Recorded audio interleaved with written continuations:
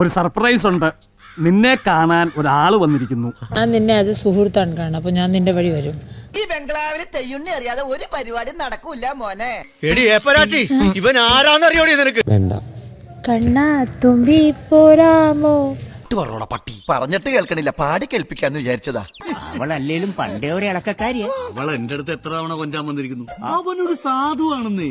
എന്നോടിഷ്ടം കൂടാമോ? ഉറക്കത്തിൽ നിന്നിട്ട് കൊറേ നേരം ഇങ്ങനെ പരിസരബോധം ഉണ്ടാവൂല. അയ്യോ അവിടെ പാവൊന്നുമല്ല, അവളെ കഴുത്തിന് വെട്ടി നാക്കാ. അണ്ണാ തുമ്പി പോരില്ല. സ്ലിപ്പ് ആയല്ലേ?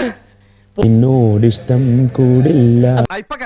അല്ലെങ്കിൽ പിള്ളേച്ചൻ നുണ പറയുന്നതായിരിക്കും.